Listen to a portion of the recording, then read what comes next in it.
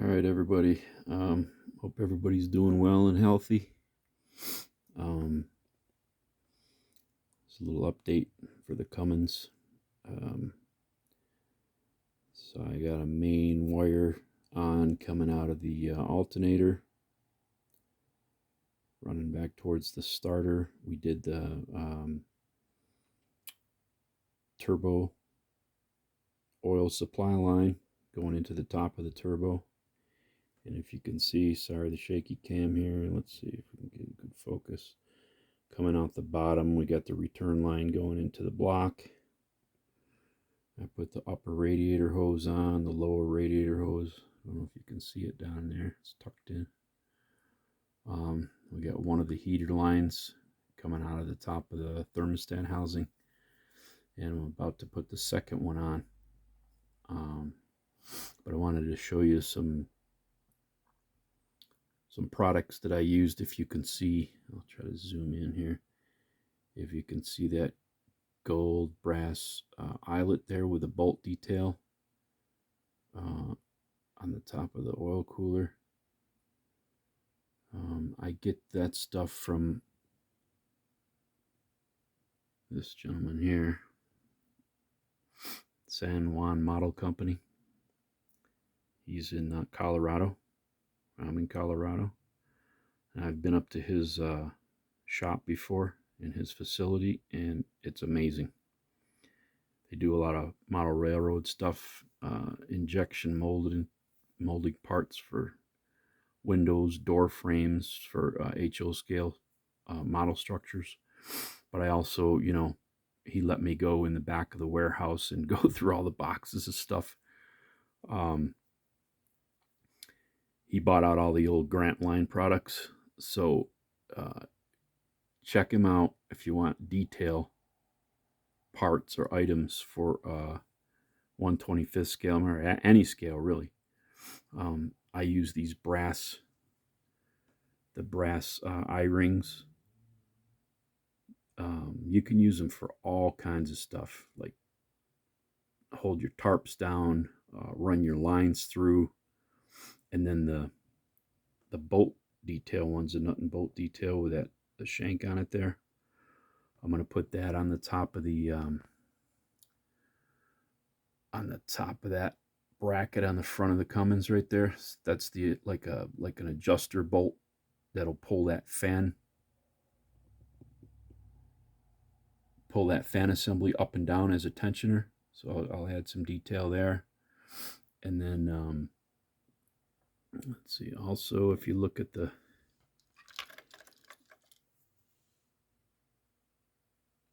right next to the that brass bolt, this right here, that's also one of his parts.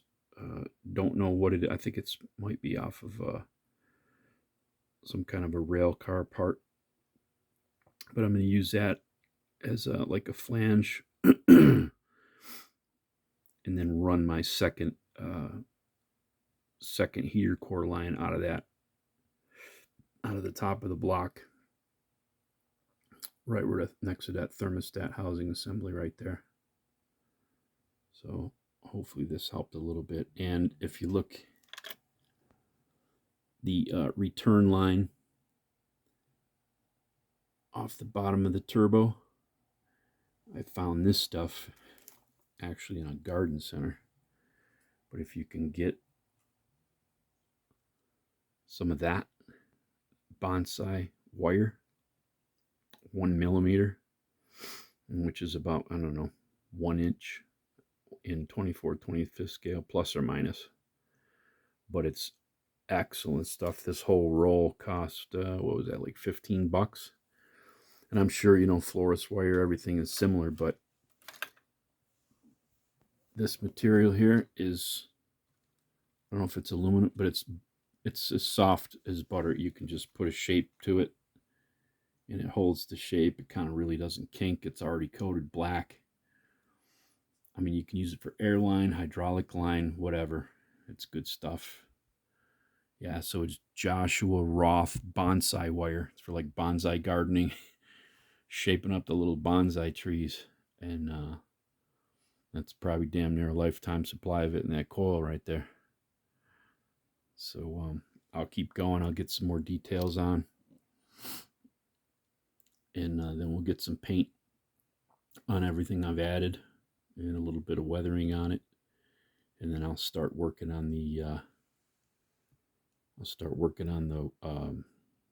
the wing assembly.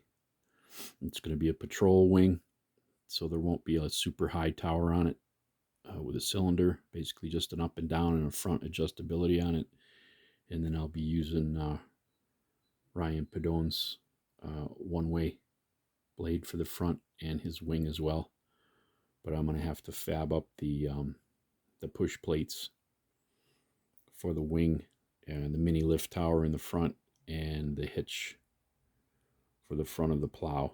So a lot more work to do. We'll keep you posted. I did find my brochure. Let's see here. So that sander body is basically loosely based off of one of these highway E3020s, except in like a tandem configuration. And I believe that's a bolt-on spinner for the back.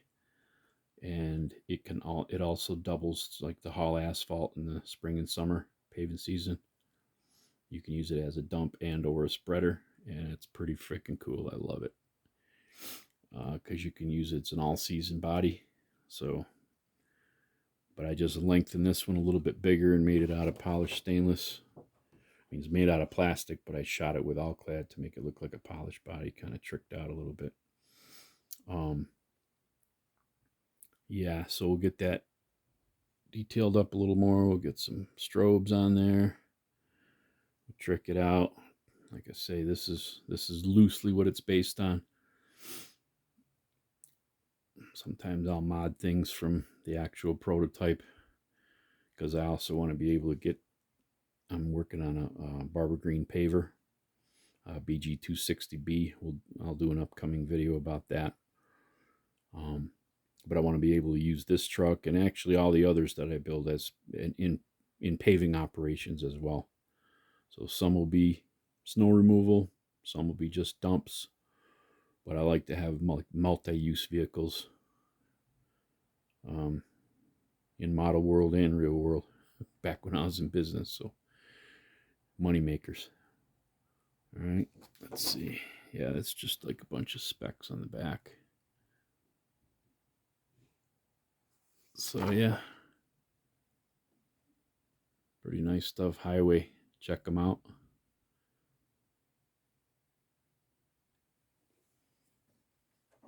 But hopefully this was helpful. You guys check out that San Juan Car Company.